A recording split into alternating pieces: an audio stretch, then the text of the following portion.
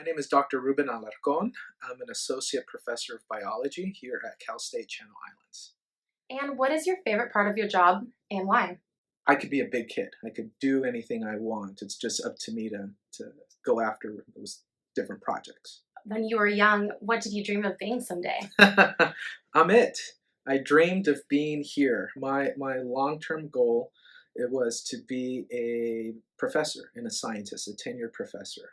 Actually, my biggest role model, if I had one, was a fictional character, Indiana Jones. So as a kid, I saw those movies and the drive-ins, and I really wanted to do that. Just run around the world, traveling, going to the jungle, studying stuff, adventure. So that actually became real. Not as adventurous, but still it became real for me. If you could go back and give some advice to your undergraduate self, what would you say? If I could go back, two things. The first is dream big. Don't impose self-limitations. I think early on I could sometimes be too much of a perfectionist or be afraid of failure, and that's something that everybody has to get over. Is just, dream big and don't be afraid of failing. The second thing is to be patient. What helped you stay on track with your goals and helped you maintain your patience throughout that process? I wasn't always patient.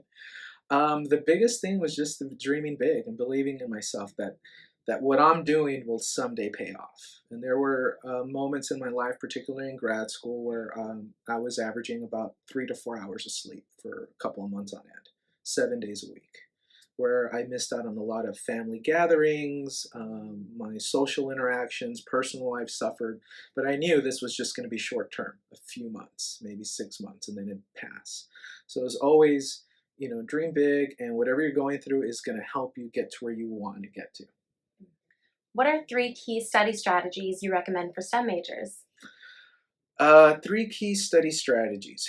Number 1, write down everything your professor says. Write notes.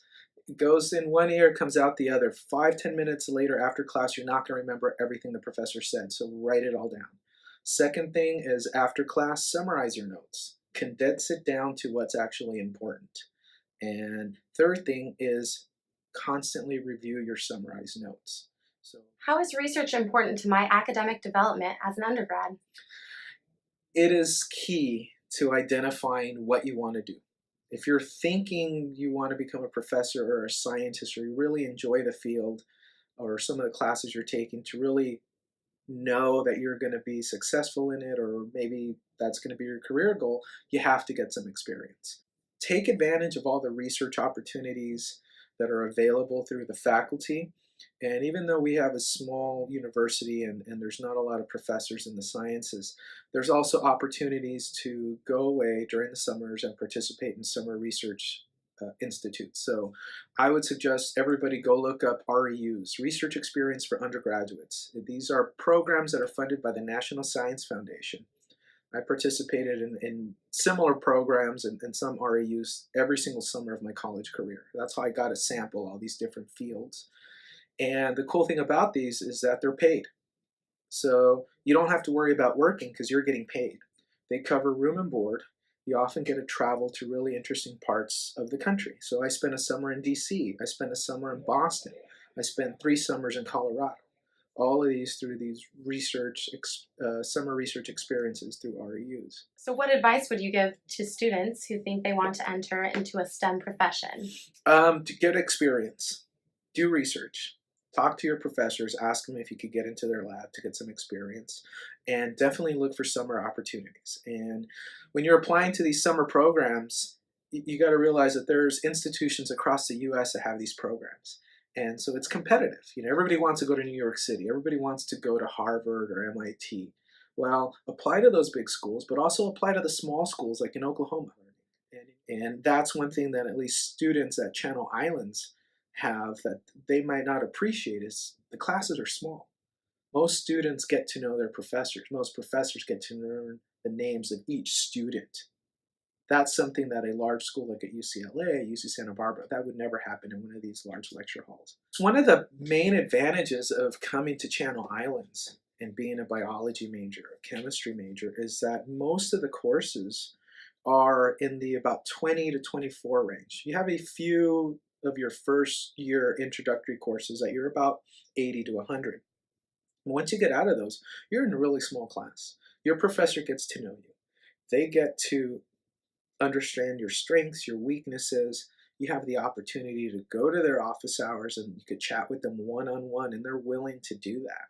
And they're willing to help you reach your goals and succeed because you're no longer a number like at those big schools. You're John from my behavior class, or you're Joe from my agriculture class. And that is huge because if they take a personal interest in you, when you need a letter of recommendation, you got somebody that can write a good one. When you need to be you need a reference, you have somebody that can say, "Oh yeah, so and so took my class. I remember, they were struggling, but they came to my office hours. They put in the effort. They did extra work. They did really well."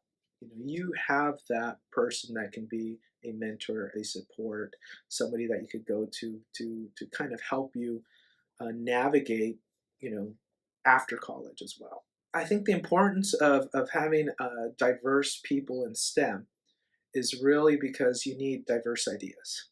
And everybody comes with their own perspectives, their own backgrounds, their own point of views. And what people don't realize is that science, to be a good scientist, you need to be very creative. There's this sense of creativity that I think sometimes people forget. It's often viewed as you have to be very rigid and do these experiments that are highly controlled. Yes, that's true. But you need these ideas, these really creative ideas of how do you approach this problem? How do you solve this situation? And if everybody's coming from the same background, they're going to approach the problem the same way, i.e., there's no change, there's no difference. It's you're not going to be able to crack that problem when everybody's coming from that same perspective. But if you have people from different backgrounds, regardless of what they are, gender, socioeconomic, whatever, everybody's going to be looking at the problem differently. And that is a major contribution. You're coming in and looking at the same thing from this different angle. You can possibly provide a new way of looking at this, a new way of trying to approach and solve this problem. So I think the more diverse our STEM scientists are, the better we'll be at solving problems.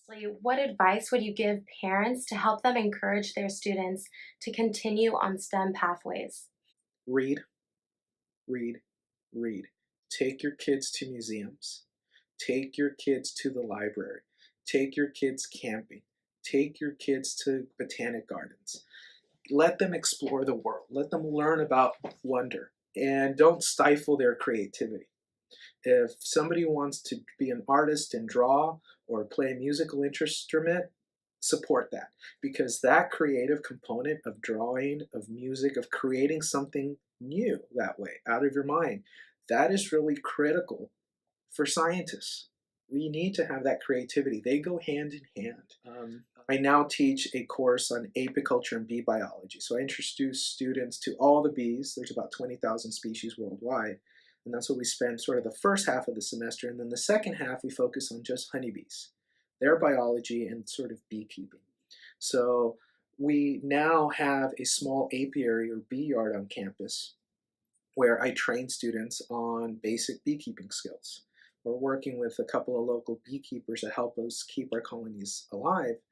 And through that sort of collaboration with these beekeepers, I'm also introducing students on how to do research with honeybees. So we have some ongoing projects with some of the local beekeepers as well. And we're hoping in the future these bees that we're keeping for teaching students, that we'll be able to produce more honey that we can actually sell it and give it away, and at the food pantry, things like that.